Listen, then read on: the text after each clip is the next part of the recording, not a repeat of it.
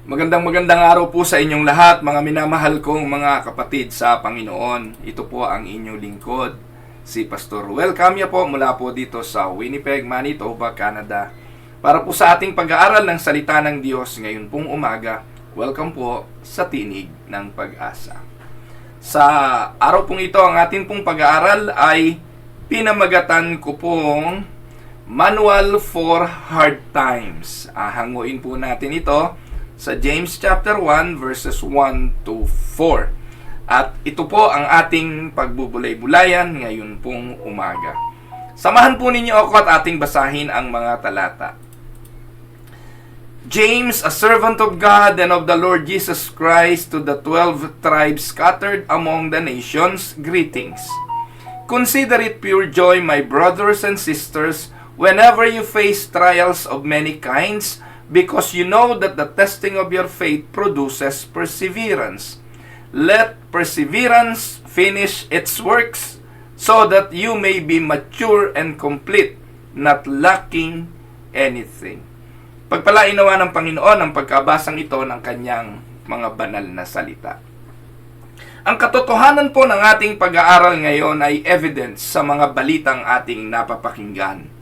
Sa mga news na atin pong nakikita, ay mako-conclude po natin na talagang namumuhay po tayo sa isang mahirap na panahon.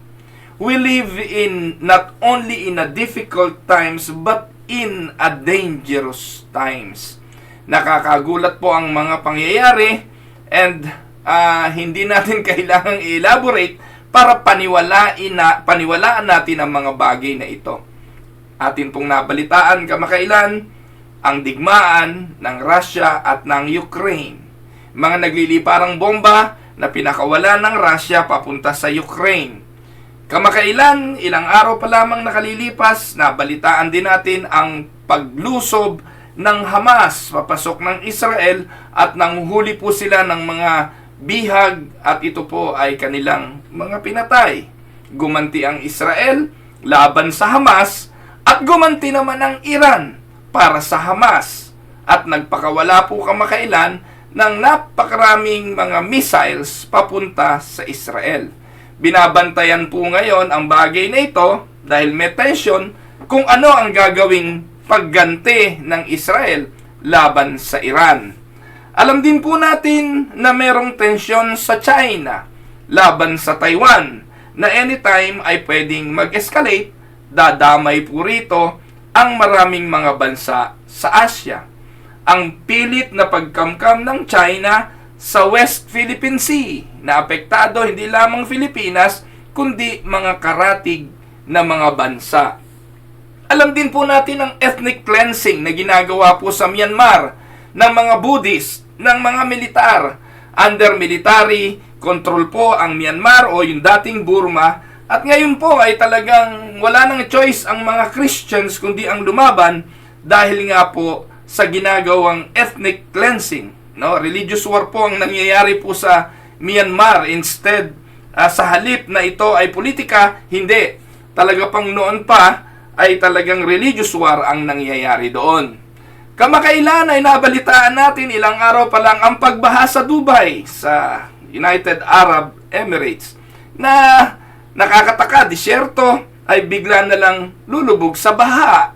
Nabalitaan din po natin yung stabbing incident sa Bondi, Australia, kung saan may isang lalaki pumasok sa mall, may dalang kutsilyo, bigla na lang nanaksak at bigla na lamang pong nag-amok doon sa loob ng mall. Ito po ang mga pangyayari.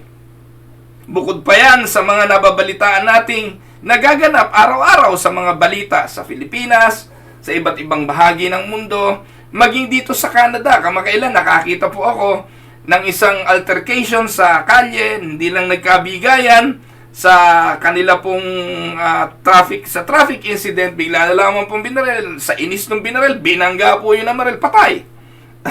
Ito po yung mga sitwasyon. At maliban pa niyan, yung mga economic crisis. Alam niyo po yung presyo ng bilihin, kakaiba na po ngayon talaga. At hindi lang po yung presyo ng bilihin, yung renta, yung rental property, napakabigat na po ng labanan ngayon, mga kapatid. Kaya, yung konklusyon na we are now living in a dangerous times, in a dangerous world, hindi naman ito bago. In fact, sa sulat po ng Biblia ni Job, ito po ang sabi ni Job. Sabi ni Job, man is born for trouble as surely as the sparks fly upward. Sa Tagalog, ito ang sabi niya. Mas maganda sa Tagalog, Tagalogin natin. Sabi po ni Job, tiyak na daranas ng kahirapan ng tao kung paanong may tilamsik ng apoy sa apuyan. So kung paano hindi natin mapipigil yan kapag nagluto ka sa kahoy o nagsiga, meron pong alipato. Tawag doon, alipato no? O yung tilamsik ng apoy. Yun po ay common thing that will happen kapag ikaw ay nagsiga. At dito po ay kinukumpara ni Job ang kahirapang daranasin ng tao. Ito ay something inevitable. And sa panahon natin, I see no way to deny that statement that man is born for trouble. We are a troubled people living in a troubled planet. Ang tanong, bakit? No po? Hindi naman po kailangang ipaliwanag ng rocket science kung bakit nangyayari ang mga bagay na ito. Ang pangunahing sagot dyan, because we live in a fallen world. And nothing works the way it is supposed to. Mula po nang ang tao ay nagkasala, yung orihinal na disenyo sa Hardin ng Eden hindi nangyari. Yung plano sa tao na walang kamatayan hindi naganap. Ang maayos na relasyon ng mag-asawa hindi nangyari. Ang pag-uugnayan ng mga magkapatid ng pagmamahalan ay hindi naganap. Nagpatayan pa. At makikita po natin, Genesis chapter 6 pa lang, gusto nang gunawin ng Diyos ang mundo. In fact, ginawa niya po ito sa panahon ni Noe. So we live in a fallen world, and because we are in a fallen world, nothing works the way it's supposed to be. Sin stained every part of the physical universe, and sin has deeply infected the human bloodstream. Things break, our bodies wear out, we grow old and die, people will kill each other, marriage will break up. Hindi lang po yan, and the list goes on. Children get hooked on drug or alcohol or sex. Babies are born with defects and cannot be corrected. Our leaders will disappoint us politically or religiously. No? Yung mga leaders, hindi po tumatayo sa kanilang mga responsibilidad at kanilang mga gawain. They will always disappoint us. Mula po sa barangay level, mula sa munisipyo, hanggang sa Kongreso, Senado, hanggang sa Malacanang. Yung pangakong 20 pesos na bigas, huwag niyong asahan yan. You will be disappointed dahil sa mga pangako ng ating mga tagapanguna. Hindi lang po yan sa politika, maging sa simbahan. Napakaraming mga pastor, pangako ng pangako, kung ano-anong mga pinapangako sa pangalan ng Panginoong Jesucristo, nangyayari ba? Gagaling ka sa pangalan ni Jesus, pangako yun ng pastor, hindi yun pangako ng Biblia. Gagamitin ang talata ng Biblia para paniwalain ka, para maisahan ka, para ma-scam ka. And those are the disappointing things in life. Marami pong mga bagay na talagang nakakalungkot, pero ito'y nagaganap. Hindi lang po yun, our friends turn to enemies. Dating kaibigan, sanggang dikit mo, pinangakuan ka, magkasama kayo sa hanap buhay, pero ano nangyari ngayon, kaaway mo na. Iyan po ay epekto ng fallen nature ng tao. One day, we wake up to find out that we are being sued by a former colleague. Dating partner, nagkasira, ngayon di mandahan. At usong-uso po yung mga ganyang mga bagay. Or your boss decides that we are not right fit sa kanyang trabaho o sa kanyang negosyo, he will fire us. And the list goes on and on. Kayo na po magdagdag ng mga bagay pa at napakarami po niyan. Ang tanong, what shall we do? Anong gagawin po natin? Hindi na po natin maiiwasan yan. Nandyan po tayo. At maaaring isa sa mga nilista ko po at mga ipinakita sa inyo ay karanasan mo ngayon o nandun ka sa sitwasyong yun. Anong pwede mong gawin? Dalangin ang aking puso na ang aral na ito, mapakinabangan mo kapatid, at sana po makatulong sa inyo to navigate, makapaglakbay sa mundong ito, sa buhay na ito, at mapagtagumpayan natin ang difficult at dangerous times ng ating mga buhay. So anong sagot dyan? What shall we do? When hard times come, be a student, not a victim. Parang it is easier said than done. Pero ito ang totoo. Kapag nangyari ang mga bagay na hindi natin gusto, kapag naganap yung mga difficult circumstances ng buhay, maging estudyante ka, huwag kang maging biktima. Kasi kapag ang pananaw mo, biktima ka, yung mabigat na sitwasyon na dinanas mo, madodoble, matitriple pa ang bigat. Pero kung magiging estudyante ka, naniniwala po ako sa katotohanan na yung evaluated experience can be a good teacher.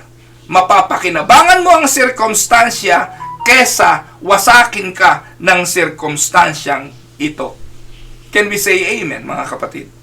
Now, a victim will say, why did this happen to me? But the student will ask, what can I learn from this?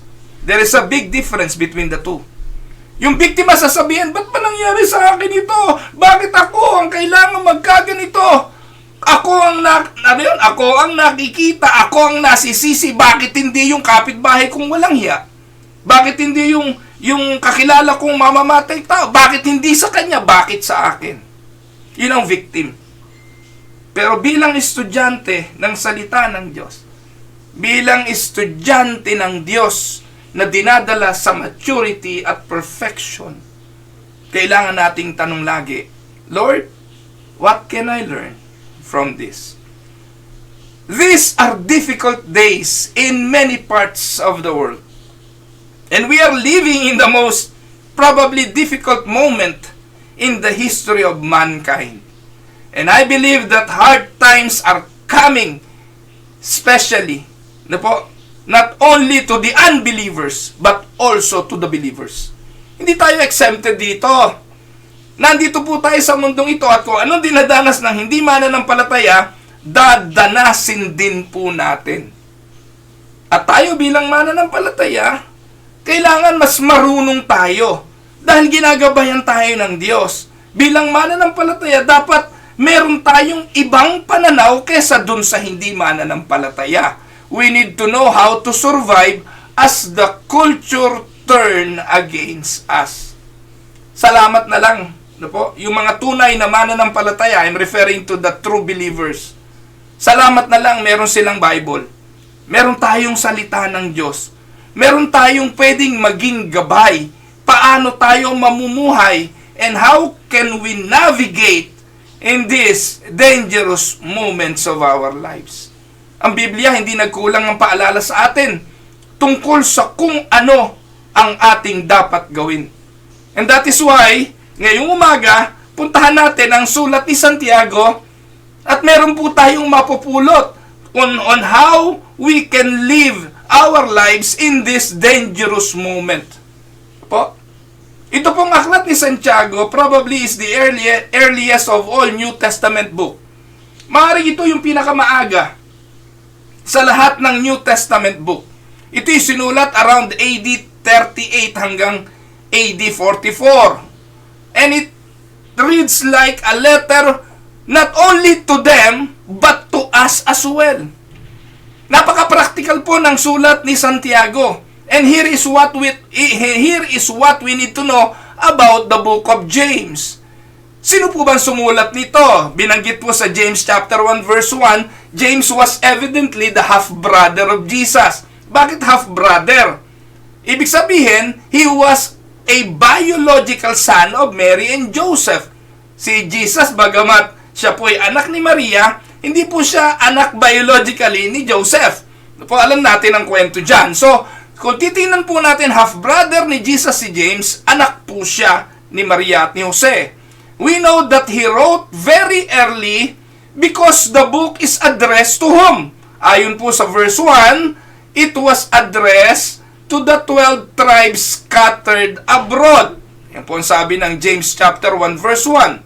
James, nagpakilala siya, servant of God and of the Lord Jesus Christ. Sinulat niya kanino? To the 12 tribes scattered among the nations. Greetings. Yan ang salutation.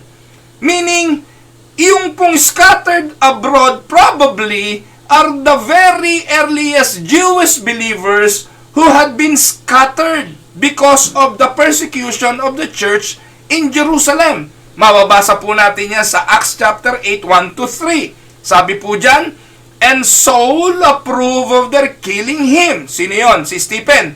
Nung namatay si Esteban, ang unang martir, ang sabi po ng verse 1, ito po ay sinang-ayunan. May approval ni Saulo. Hindi pa siya Pablo dyan. Saulo pa lang.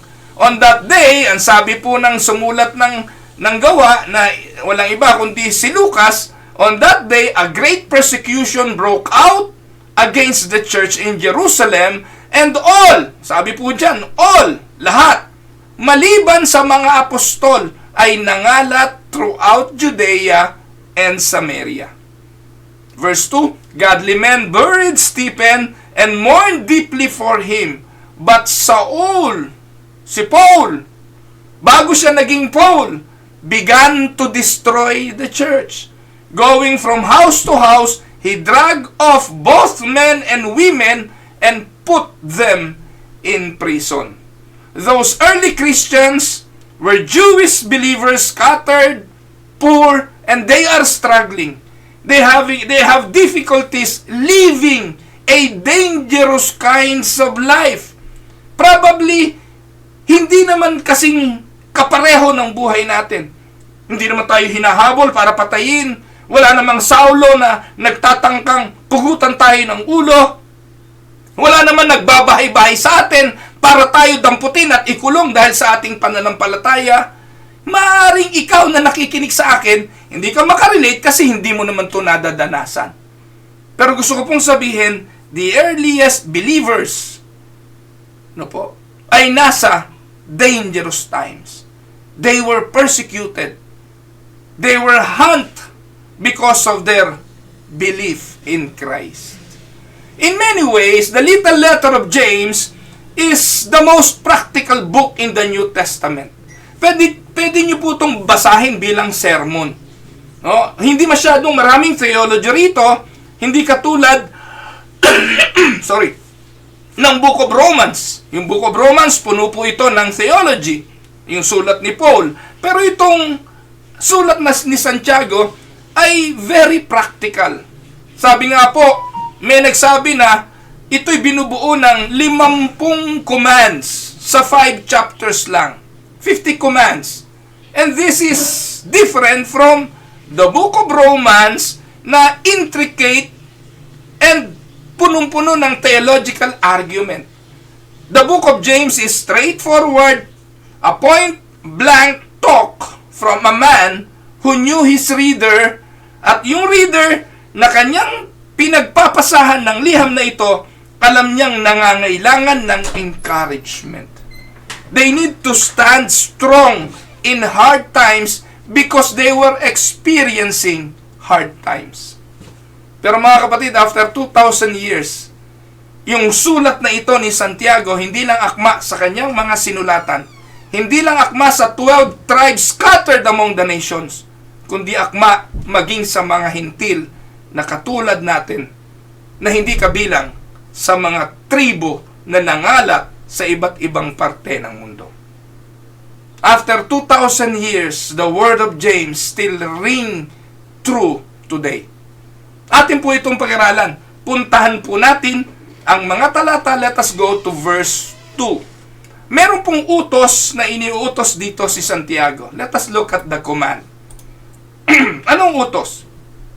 Sabi po ng James chapter 1 verse 2, consider it pure joy, my brothers, whenever you face trials of many kinds. Can you imagine that? persecuted, hinahunting, hinahabol ni Saulo para patayin, katulad ni Esteban, hinuhulit, ikinukulong, pero ang sabi ni Santiago, mga kapatid, mga galak kayo. Ano sabi sa Tagalog? Magalak kayo kapag kayo'y dumaranas ng iba't ibang uri ng pagsubok. Naku po mga kapatid, kung kayo sasabihan ni Santiago nito, maaaring sabihin nyo, James, you are not in my shoe. You don't know what I am experiencing right now. Kung ikaw nasa sapatos ko, tingnan ko kung ganyan din ang gawin mo. Sapagkat hindi po madaling utos ito. Hindi madaling sundin ang bagay na ito. And here James begins by reminding us that sooner or later, probably even sooner, we will all face trials of various sorts, many kinds. Alam niyo po yung the word na face, yung binanggit dyan, no? Consider it pure joy, my brothers, whenever you face.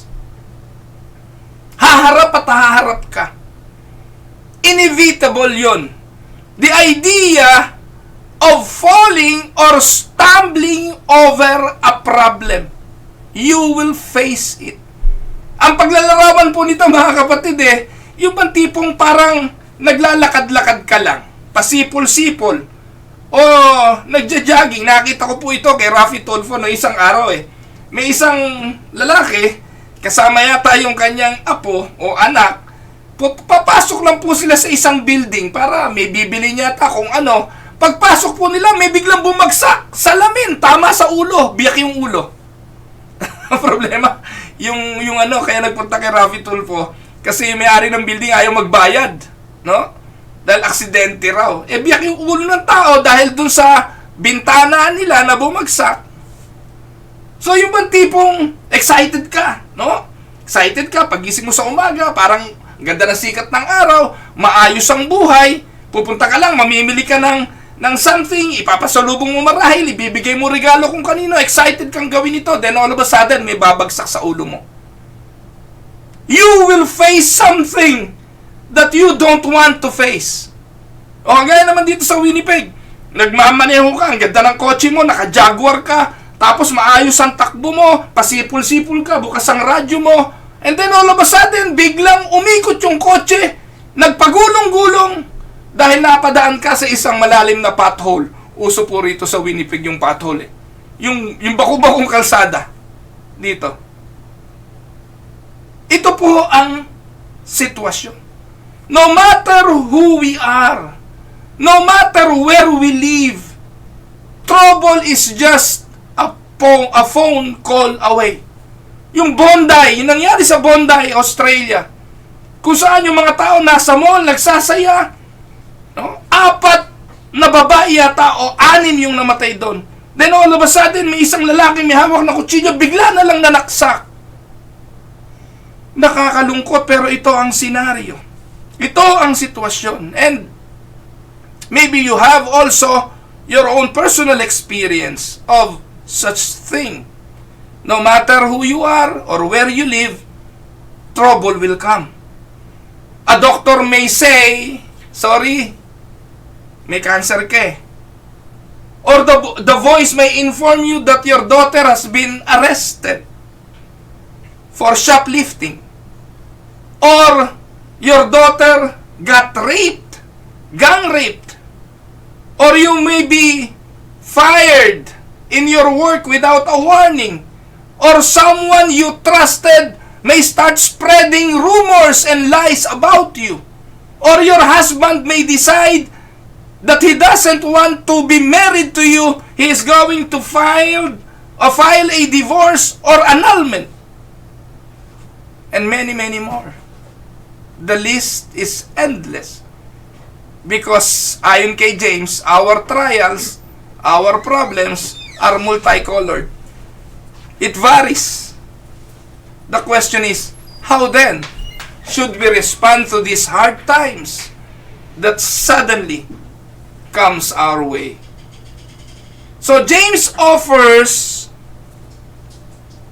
a kind of a strange piece of advice. Sabi ni James, consider it pure joy. Sa King James Version, count it all joy. And that sounds so odd that one wonders, seryoso ka, James? Count it all joy? Are you really true to what you are saying? Do you have any idea what I've just been through? And it doesn't sound right, it doesn't sound idealistic, or it may be downright impossible, James. At sasabihin ko po sa inyo, mga kapatid, maging ako, matagal na akong pastor, matagal na akong lingkod ng Diyos, hinanap ko yung iba't ibang translation ng Bible para makita kung talagang ito ba ang gustong sabihin ni Santiago. I confess to being bothered by this also. So I decided to check it out sa original na language nito, Greek. Pero mga kapatid, wala rin na ituro Wala rin na itulong. Kasi the word joy means joy. Pretty simple. So ang ginawa ko, chinik ko rin yung ibang translation. Nasabi ng isang version ng Bible, be very glad. Anong kaibahan nun? Pure joy, count it all joy, be very glad, parehas lang. Sa ibang translation, nasabi, consider yourselves fortunate. Paano nangyari yun? You are having trials of various kinds. Ang sabi ng isang translation, consider yourselves fortunate. Hindi po nakatulong ang mga translation na ito para mabago ang definisyon ng sulat ni Santiago. Meron pa isa, yung J.B. Phillips translation. Sabi po niya, sabi ng J.B. Phillips, when all kinds of trials and temptation crowd into your lives, my brothers, do not resent them as intruders, but welcome them as friends. Pambira to si J.B. Phillips. Kapag darating daw ang problema sa buhay mo, huwag mo itong ituring. Huwag kang mag-resent. Huwag mong ituring na intruders. Ituring mo ito na isang kaibigan. Welcome them as friend. Which to me, it sounds like I am welcoming a lost friends to my home. Ganon inilalarawan ni J.B. Phillips ang definisyon ni Santiago ng consider it pure joy or count it all joy. Mabigat, di po ba? But as I have pondered the matter, ipagpaumanhin po ninyo, ilang araw na po akong medyo namamaos at may konting ubo. And I consider, as I have pondered the matter and considered my own difficulties, my own problem with this concept, naintindihan ko po na counting it all joy when troubles come is not a natural response.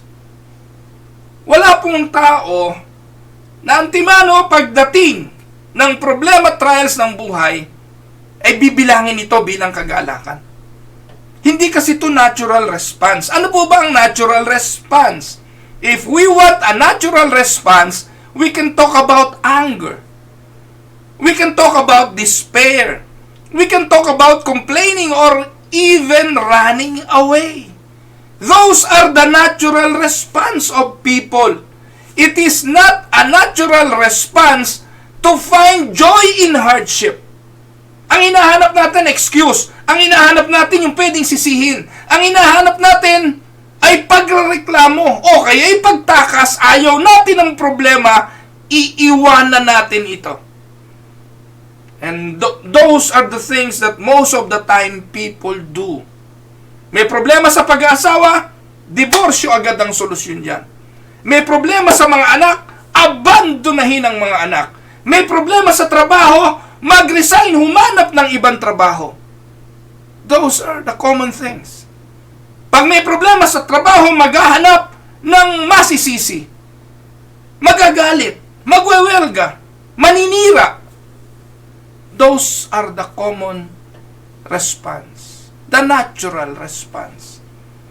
But here, James is talking about something different. James is saying to us, count it all joy. Ano po? But that is what James says. James here isn't talking about natural reaction. Kasi alam ni James, kung natural reaction, walang solusyon. Kung natural reaction, lalong magulo. Kung natural reaction, lalo tayong madadagdagan ng suliranin. But James is talking about supernatural reaction. And take note mga kapatid, this supernatural reaction can be made possible only by the enablement and help of the Holy Spirit. Ito po ay tulong na galing sa Diyos. Amen? So I conclude that counting it all joy is a conscious choice we make when hard times come.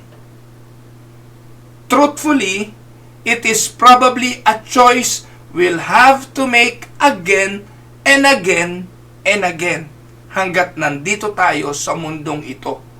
And to do it, we'll have to take the long view of life to understand that what we see, what we are experiencing, what circumstances we have right now is not the final chapter of the story.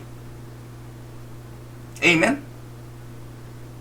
Kapag ganun ang pananaw, gagaang ng konti ang suliranin. Ngayon, if we can make the choice to view life that way, then we can make the following statements about our struggles and our trials. 1, this is sent from the Lord. 2, this is necessary for my spiritual growth. Yan dalawang pananaw na yan, na inyong utos sa atin, na ating taglayin kapag dadaan tayo sa mga suliranin ng buhay, sa mga trials of different sort, ay makakatulong to navigate these difficult and dangerous moments of lives. Yung unang statement, the first statement reflects a high view of God's sovereignty. Kaya dito po sa Tinig ng Pag-asa, lagi nyo yung maririnig. Paulit-ulit na itinuturo yan dito. Yung sovereignty ng Diyos, na everything that happens to us is either caused by God or allowed by God for the purpose of giving glory to God. Laging ganun. Ang layunin ng Diyos ay para sa kanyang kaluwalhatian. Ang layunin ng Diyos ay para matupad ang kanyang layunin sa buhay natin. Kaya gagamit at gagawa ang Diyos, kikilos ang Diyos, kahit na sa pamamagitan ng demonyo para matupad ang kanyang layunin. You know the story of Job. You know the story of Joseph the dreamer. You know the story of Shadrach, Meshach, and Abednego. Name it. Scriptures are full of stories about God's sovereignty at work in the lives of the believer. Amen? If I truly believe, mga kapatid, that then, if I truly believe that God is sovereign, that God is in control, then I can move to the second statement and begin to look for ways to grow spiritually. Kapag naniniwala ka doon sa unang statement na nangyari ito kasi pinayagan to ng Diyos, nangyari ito kasi Diyos ang may bigay nito, nagaganap ito dahil ito'y filtered by God, papasok ka sa second statement. At ang second statement, ang tanong mo sa sarili mo, ano pong matututunan ko rito? Dahil pag hindi ko ito natutunan, pag wala akong natutunan, hindi ko ito pinakinabangan. Alam ko, binigay ito ng Diyos para sa aking paglagong espiritual. Kailangan kong hanapin ang lesson ng bagay na ito. Amen? Now, punta tayo sa practical na bagay. Inom lang po ako saglit po. Punta po tayo sa practical na bagay. Practical na pagpapayo. Ano po ang unang dapat gawin? Una, do not trust your feelings. When those you love are in great pain, or when you face senseless tragedy, or when friends turn against you, or when life tumbles in around you, your feelings won't be an accurate guide. Pag iniwanan ka ng asawa, nagka-problema ka, kapag ikaw ay kinakapos dahil natanggal ka sa trabaho, kapag ang anak mo'y nagrebelde at napakatigas ng ulo, kapag may problema ka ngayon, anumang uri ito, hindi magandang basihan ng pasya at ng pagdidesisyon ang ating mga damdamin. Do not trust your feelings. It is not an accurate guide. You probably won't feel joyful or grateful or full of trust if you trust in your feelings. You are quite likely to be filled with anger, with resentment, with feeling of hopelessness. Your whole bag will be a bag of negative emotions. So do not judge your circumstances by your feelings. Judge your circumstances by the Holy Spirit and by the Word of God. And when you do that, a powerful conclusion emerges. And the conclusion is this: these great trials give me great hope that God means a great benefit to me. Tandaan po ninyo mga kapatid, ito ang katotohanan. Seeing things God's way does not cancel your trials. Seeing things in God's perspective will not cancel your trials. You will still be on that trials. And it doesn't turn your trials into a non-trials, but it does transform your evaluation of those trials. Malaki kaibahan nun. At napakalaking tulong nun. Because when you transform your evaluation, you will see differently. You will view them differently. Because you believe that God intends through them to give you a great benefit. And that could not come any other way. Amen? Hindi naman po lingid sa inyo na ang aking may bahay 5 years ago ay nagkaroon ng cancer. 5 years ago. Noon pong April 8, ika-5 taon na po ni Dang. Kaya si Dang po ay cancer-free na. Naka 5 years na po siya nung na-diagnose yung kanyang cancer. Pero alam nyo mga kapatid, pastor na po akong napakatagal. I've been a pastor for more than 35 years na yata, mahigit.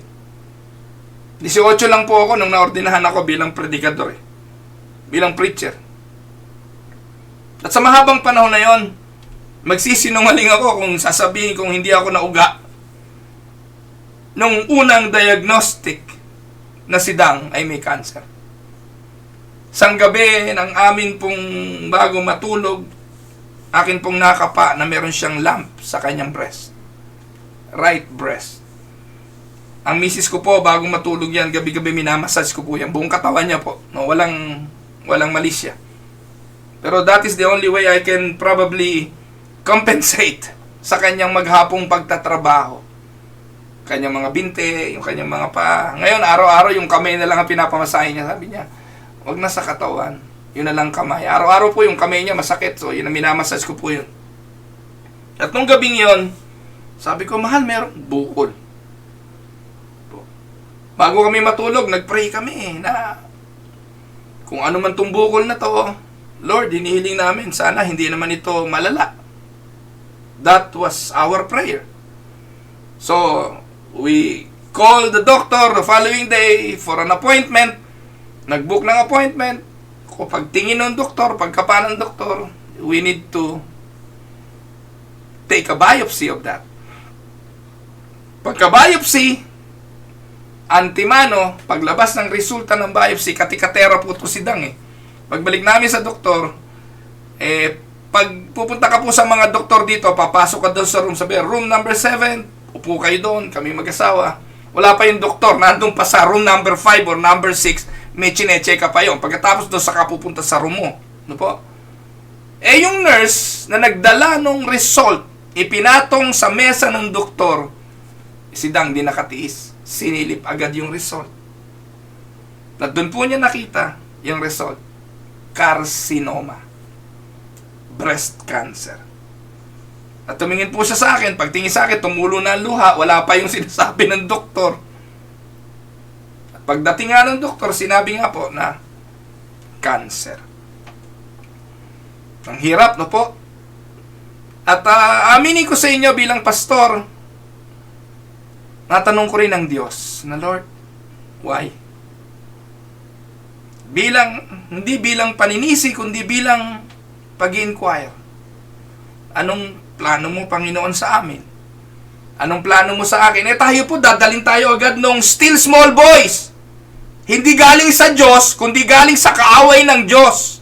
Kaya mag-ingat po kayo mga kapatid, yung mga pastor ng Pentecostal, sabi, may still small voice pa, may still small voice pa. Wala na nun. At madalas yung narinig yung still small voice is the voice of your conscience or the voice of Satan urging you to be negative. Most of the time, ganun. Kaya kung hahanapin mo yung tinig ng Diyos, sa Biblia ka pumunta, kasi nandun na, kompleto na yung tinig ng Diyos sa Bible. Wala nang sinasabi ang Diyos ngayon audibly. Listen, kapag sinabi ng pastor mo, etong sabi ng Diyos para sa iyo, niloloko ka nun. Iniisahan ka nun at hindi Diyos yung narinig niya. Kasi hindi mo kailangan marinig ang tinig ng Diyos, importante, basahin mo lang ito. Wala nang extra revelation from God. The Word of God is complete. Dami hong sinungaling na pastor ngayon, na narinig nila ang tinig ng Diyos, sinabi sa nila ng Diyos, wala pong ganon. Huwag nyo yung paniniwalaan kahit sino. Sinungaling yon, bulaang mga propeta yon. Wala na pong nakakarinig ng tinig ng Diyos ngayon. Nababasa yon at kung gusto mong marinig, lakasan mo, basa mo, maririnig mo tinig ng Diyos sa Biblia. Amen? Kasi napakarami ho talaga sa television, puro bulaan. Tuturo pang ganon. This is what the Lord says. Pag ganon ang pastor mo, sawayin mo agad. Pastor, ano ba pinagsasasabi mo? Di naman kami naniniwalang narinig mo tinig ng Diyos. At pag sinabi niyang narinig niya, kulto yon, kulto. Si Kiboloy po ang katulad nun. At si Renato Carillo ng Jesus is Our Shield. Ito yung mga bulaang mga pastor ngayon eh. Kung ano-ano mga pinagsasasabi. Pasensya na po kayo, nalayo na naman ako kasi pag ganyang mga talagang hindi ko matiis. Balik po tayo sa aking kwento. Yung narinig kong tinig, alam kong hindi tinig ng Diyos. Because it depressed me. Ang tinig narinig ko, paano ka na? Bata ka pa. Yung biyenan mo namatay ng cancer, 1 taon lang patay. Yung biyenan mong babae, yung biyenan mong lalaki, 1 taon lang patay. Yung tita ng misis mo, 2 years breast cancer, kaparehas na kaparehas niya, 2 years lang patay. Kaya yung misis mo mawawala na rin sa'yo. Kaya nung yumakap po si Dang sa akin, yumakap yung misis ko sa akin, hindi ako makapagsalita. I have no words to say to her. We just cried. And we asked the doctor, anong gagawin? Don't worry, sabi ng doktor. We have treatment now for cancer. We have technology here in Canada. Probably one of the most sophisticated treatment in the world. So yun ang sabi ng tao at nagbigay ito ng pag-asa. Pero pag uwi namin sa bahay, ang hirap sabihin sa mga bata. Para buksan sa mga bata na nanay nyo may cancer. Yung aking mga anak, puro lalaki yun. Wala ang ginawa. Inakap na lang ang kanilang mga nanay. Ang kanilang nanay at sinabing, lalabanan po natin to, Nay. Ngayon lagi ko pinapaalala sa sarili ko at pinapaalala kay Dang at sa aming mga anak na yung aming karanasan, to make the long story short, ay pinahintulutan ng Diyos. Yung mga tila pangit na pangyayari na nangyari sa aming may bahay, sa aking may bahay, ay pangyayari upang bigyan kami ng platform, ng plataforma na ikwento ang kabutihan ng Diyos. At si Dang, ito ang sabi ko sa kanya, at hindi po ako nagkamali, dahil yun po yung nababasa ko sa Biblia. Nangyari kay Job ang bagay na ito, nangyari kay Jose ang mga bagay na ito, nangyari kay Shadrach, kay Meshach, kay Abednego, kay Daniel ang mga bagay na ito. Dahil ginamit sila ng Diyos bilang mga tinig ng kapahayagan ng kabutihan at kapangyarihan ng Diyos. Platform to share the goodness and sovereignty of God. Hindi po ako tumigil. Simula nang na-diagnose ang misis ko, ang sabi ng simbahan, sabi ng mga council members, magpahinga kayo, bishop. O, hindi pa ako bishop noon. Magpahinga kayo, pastor. Bigyan nyo ng panahon si Sister Dang. Wag ho muna kayong mag-sermon. Pero alam nyo mga kapatid, pagkakalbo ni Dang dahil sa kanyang kimo, inahit ko ang kanyang ulo, inahit ko ang kanyang buhok, sinabayan ko rin ang pag-aahit ng buhok. At araw-araw, lumalabas po ako, kasama ko na po siya sa aking tabi. Wala po siyang sinasabi, hindi po siya nagsasalita. Sa tinig ng pag-asa, sa mga luma naming video, makikita nyo na sa tabi ko po siya. Para ipakita sa mundo, itong cancer na ito, hindi namin tinakbuhan. Itong cancer na ito, alam naming ipinahintulot kasi magiging platform ito para ipakita sa mundo na ang Diyos namin ay totoo at buhay. 5 years ago, ngayon po cancer-free na si Dang. At ngayon po, every time na nakakabalita siya nang may dumadaan sa cancer, siya ang unang nagpapatotoo. Siya ang nagpapalakas ng loob. Marami sa simbahan ang dumadaan dito. Pero yung mabibigat na karanasan, platform yan ng Diyos to tell others about Him. And He has been right. It is a great platform. Ngayon mga kapatid, nakakalungkot, ang platform po ng mga Pentecostal, yung sila'y nagkakotse, sila'y yumaman, sila'y nagkaroon ng pera, sila ay umasenso dahil sa kanilang pananampalataya. Yun po ang alok ng demonyo at yun ang laging alok ni Satanas. Aasenso buhay nyo. Mga kapatid, hindi ganun. Ang pinakamagandang platform ng pananampalataya ay ang katulad ng kapahayagan ni Apostol Pablo. Ang mabuhay ay si Kristo, at kung mamatay man, ito ay pakinabang. Po. That is what James is talking about. Like our family, nagbilang kami ng mga dahilan para ipagpasalamat. Opo, may cancer si Dang, pero may doktor kami. Salamat. Opo, may cancer si Dang, pero ang treatment walang bayad, libre. Salamat. Opo, may cancer si Dang, pero may access kami sa treatment dahil dinala kami ng Diyos dito sa Canada. Salamat. Opo, may cancer si Dang, pero maraming mga tao, merong simbahan na naging support system namin para mapagtagumpayan namin ang suliranin na ito.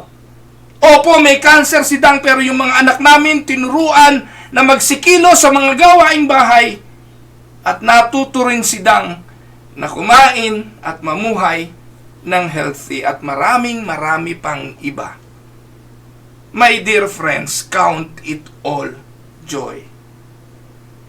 No doubt, our main problem comes because we understood the word joy. Ito ang problema eh. Akala po natin mga kapatid, yung joy ay synonymous sa happiness. Joy is different from happiness.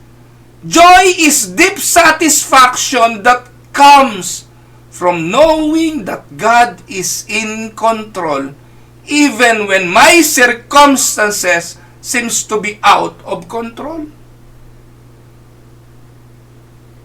Ang akala po natin, joy is to be absent from pain. Akala po natin yung definition ng joy are synonymous to happiness. To us, joy means the absence of all pain, but that's not what the Bible means. The Bible defines joy as deep satisfaction that comes from knowing that God is in control. Joy grows best in the deep soil of the sovereignty of God. Pag hindi mo naunawaan, hindi ka magkakaroon ng kagalakan, hindi ka magkakaroon ng kapayapaan sa buhay mo. Pero knowing that God is in control, it will give you joy and it will give you peace. If you know that God is in control, you can be satisfied at a very deep level, even while you weep over what is happening around you and to you. Kapatid, ikaw na dumadaan sa kalungkutan, bunga ng pagpanaw ng mahal sa buhay, hindi mo kailangan magsaya. Hindi mo kailangan humalakhak. Hindi mo kailangan magparty para makaiwas dun sa lungkot. Sometimes you don't even need somebody to make you happy. You only need to believe that God is in control. It will give you not happiness but joy. Magkaiba yun. Kaya lagi sinasabi ni Pablo, rejoice, rejoice, rejoice, rejoice in the Lord always. Amen?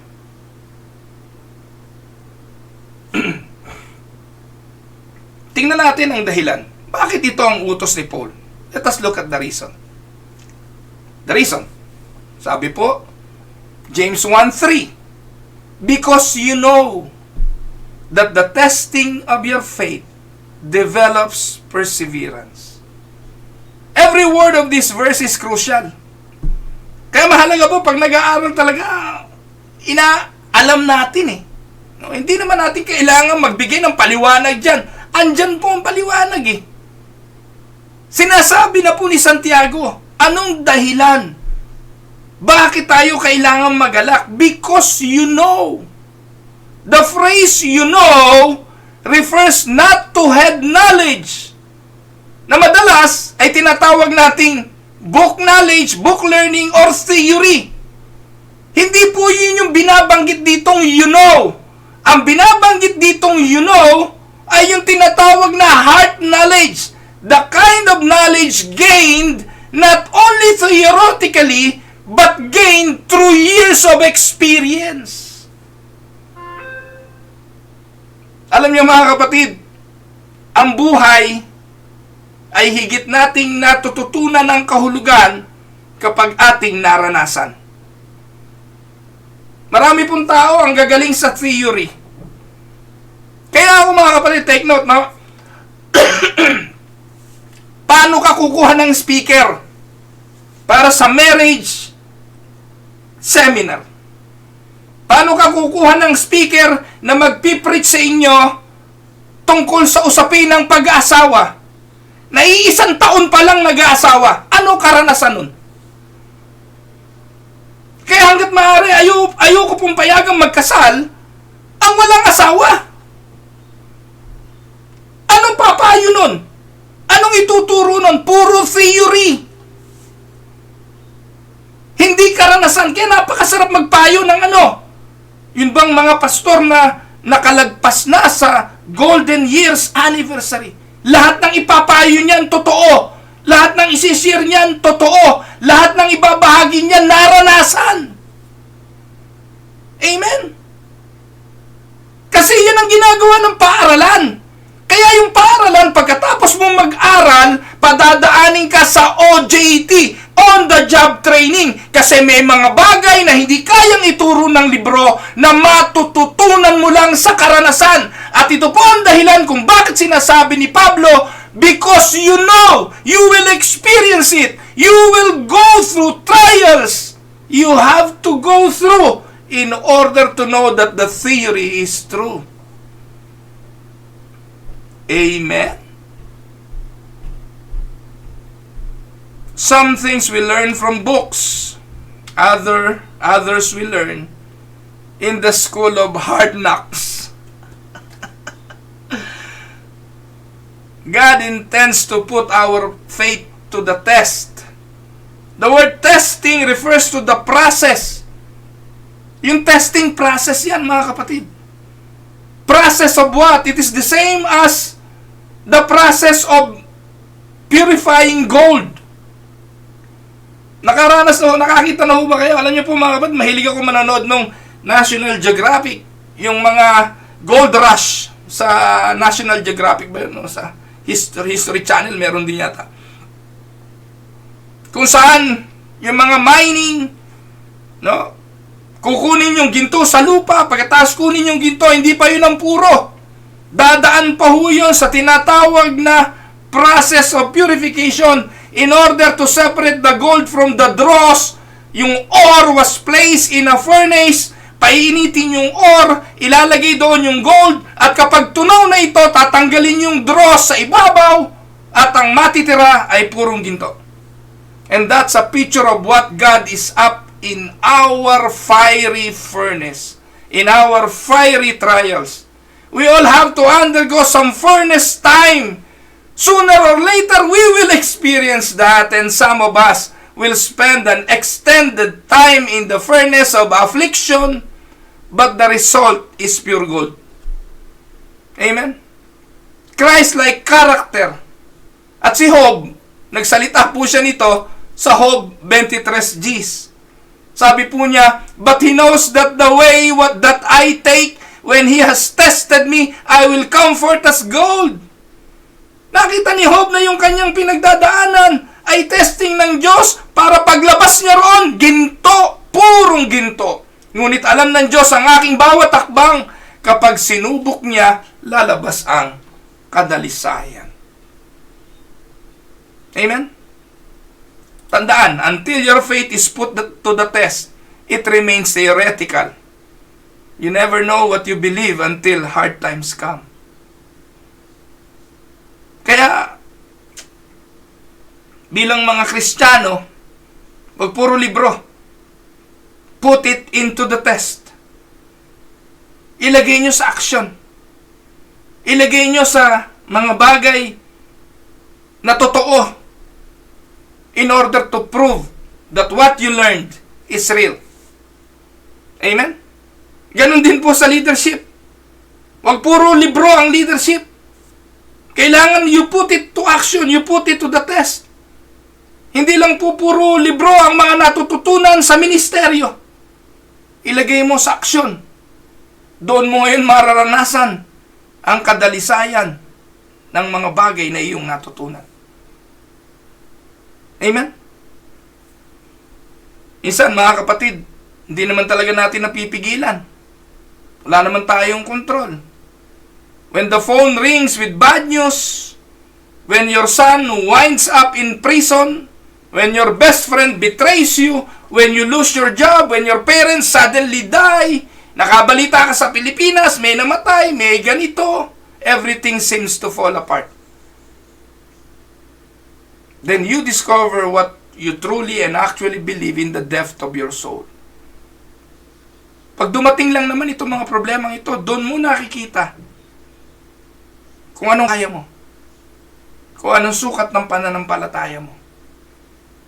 Mga kapatid, tandaan po ninyo, hindi tayo binibigyan ng pagsubok ng Diyos para alamin ng Diyos kung kaya natin o hindi. Alam niya naman yun.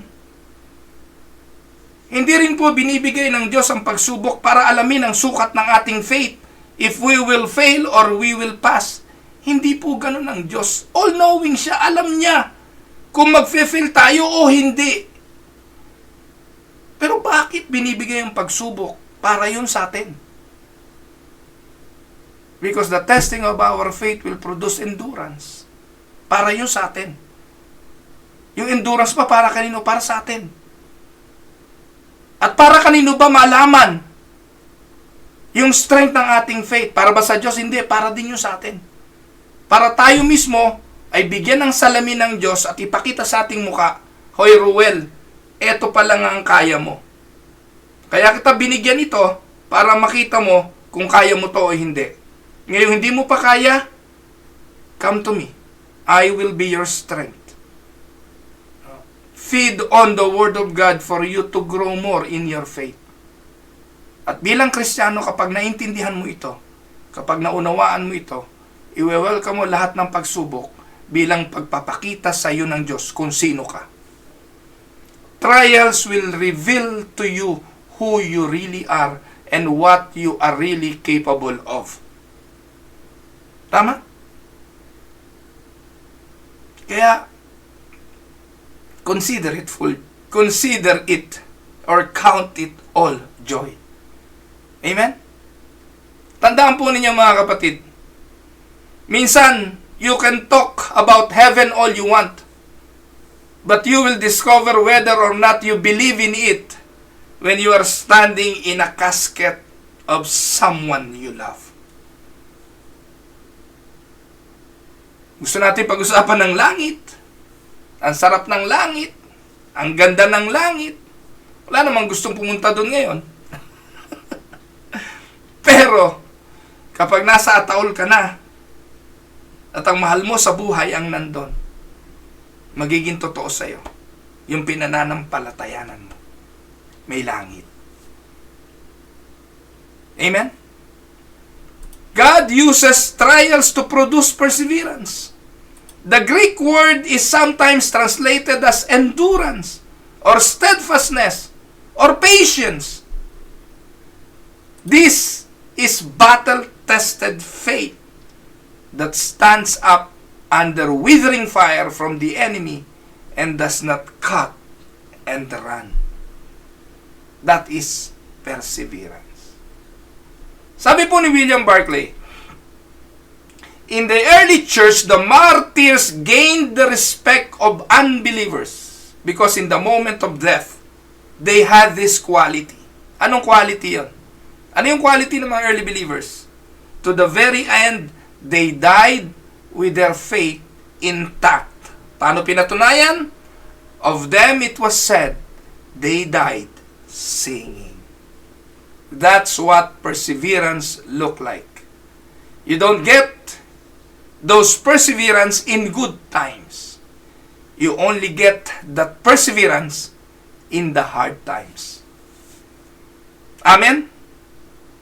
Now, punta na tayo sa panghuli at pangatlo. Tingnan natin ang pangako. Sabi po ng verse 4, may pangako ang perseverance. Sabi po, perseverance must finish its work so that you may be mature and complete, not lacking anything. There is a process involved in our trials that leads to a product. Amen? Perseverance requires desperate dependence and determination to hold on to our faith even when the world seems to disintegrate around us. Amen? Ang sabi ng perseverance, I will not give up no matter what happens or how bad life may be. I will hold on because I promised and because I believe the Lord has something in store for me. That sort of gritty stubbornness produces genuine spiritual maturity. Mga kapatid, when trials have finished their works in us, we will not lack anything that the Lord wants us to have. Ang ganda nito mga kapatid, ewan ko po kung nararanasan nyo to. Kapag ikaw ay nagmamature, physical maturity, Physical. Ano ba yung physical matured? Physically matured, yung matanda na ang edad. Nawawala na ang ngipin, lumalabo na mata, nagiging puti na ang mga buhok. Di ba yun? Matured na yung taong yun. Tawag natin doon, physically. At alam nyo itong realidad. Yung taong nagmamatured, madami na ang hindi gusto. Konti na lang ang pangangailangan. Naisip niyo yun? Yung taong matured na, physically konti na lang ang gusto. Pagkain, halimbawa, gusto niyo yung steak, ayaw ko na yan, di ko na yan manguya. Lugaw na lang. Sa pagkain, mapili na tayo. Hindi na natin kaya ang mag-steak. Hindi na matunaw yung karne. Dahil mahina na ang panuna. Wala nang ngipin na panguya. Ngayon, gusto nyo ng flat screen TV, yung malaki. Ayoko na yan, malabo na mata ko, hindi ko na yan mapanood. Gusto nyo ng signature bag, Louis Vuitton. Ayoko na yan, kasi hindi ko naman yan magagamit. Gusto nyo, bili ko kayo ng kotse, yung Lamborghini. Yung top down. Ayoko na. Hindi na ako nakapagmamaneho. Alam nyo mga kapatid, dito ang totoo. Physically, kapag nagmamature, kumukunti na pangangailangan. Amen? Now, what about physically? When perseverance finish its works, you will become mature and complete. Not lacking anything. Darating yung panahon spiritually, hindi mo na kailangan to. Ngayon, attach tayo sa mundo. Attach tayo sa mga bagay ng sanlibutan. Gusto natin to, gusto natin yun, gusto natin ganito. Pero pag matured believer ka na, makikita mo, isa na lang ang gusto mo. At yun, ay ang makapiling ang Panginoon. Amen? When trials, sabi nga po, James 1:4, perseverance must finish its work, so that you may be mature and complete, not lacking anything. Amen? At ano po mangyayari? The great danger is that, ito na great danger we will try to short-circuit the process by running away from our problem. We always want to short-circuit.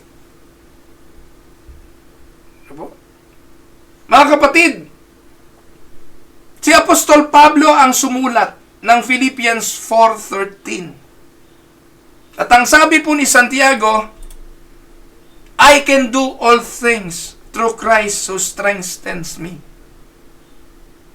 Ang sabi niya, magagawa ko ang lahat ng bagay dahil sa lakas na kaloob ni Kristo. Ang konteksto niya ay ano? Dahil naranasan ni Apostol Pablo ang mga pagsubok at karanasan ng buhay, sinasabi niya rin, ano pa bang karanasan ng hindi ko kaya? Kung nakaya ko nga, mula verse 10 hanggang 12, ano sabi doon? I rejoice greatly. Meron na siya na ganong kagalakan. I rejoice in the Lord that at last you renewed your concern for me. Indeed, you were concerned, but you had no opportunity to show it. I am not saying this because I am in need. Sabi ni Paul, I have learned to be content, whatever the circumstances. I know what it is to be in need. Naranasan niyang mga ilangan. Naranasan din niyang maging plenty. I have learned the secret of being content in every situation, whether well-fed or hungry, whether living in plenty or in want. Pagkatapos, ibinigay niya yung verse 13. I can do all things.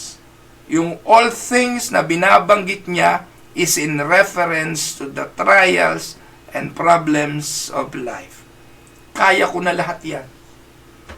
Pero again, ang sabi niya, hindi sa lakas na gusto ko kung hindi sa lakas na galing kay Kristo.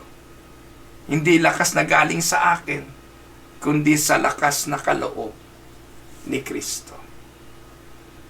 Amen? Gamit na gamit yung talatang yan kung saan-saan. Pero yan is in reference sa mga suliranin ng buhay.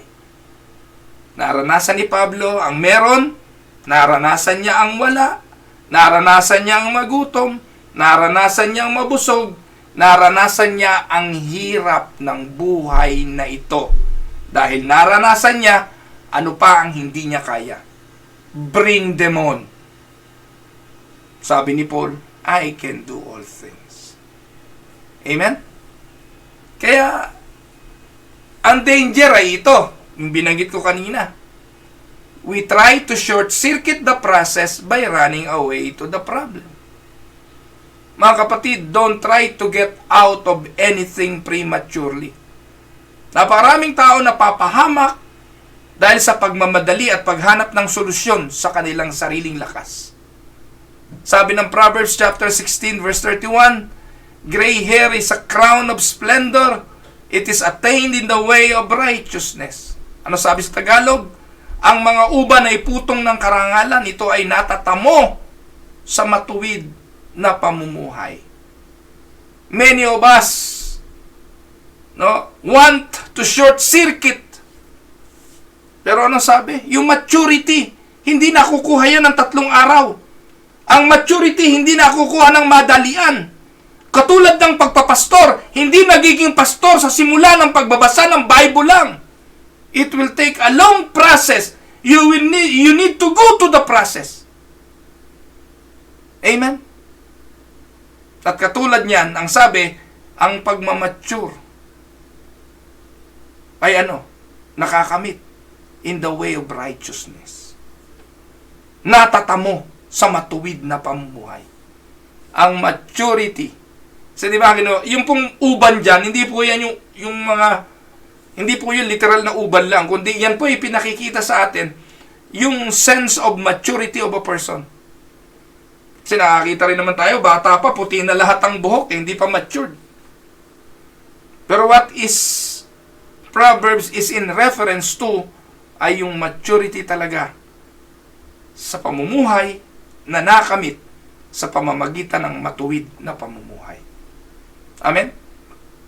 Hindi ko po alam kung kilala nyo si Elizabeth Elliot. Si Elizabeth Elliot ay asawa ni Jim Elliot. Si Jim Elliot ay isang misyonero, kasama po niya yung 3 pa na dumako po doon sa mga Indians ng Ecuador. I don't know kung napanood niyo yung movie na At the End of the Spears. Doon po ay ipinakita yung talambuhay po yung buhay po at karanasan ni Jim Elliot. Kasama po nila, kasama pa yung ibang missionary, pumunta po sila doon sa Auca tribe ng Ecuador. At nung nagkaroon na po sila ng contact, dala yung aeroplano nila, lumanding po sila sa isang beach. Nakipagkita po sila doon sa mga native. Yung mga native, tumanggap ng mga regalo sa kanila, yung mga sandok, yung mga kawali at lutuan. Tapos po, nung nalingat sila, pinagsasaksak po sila ng mga Indian, patay silang lahat. Years later, yung si Elizabeth Elliot, tumungo rin doon sa tribe na yon.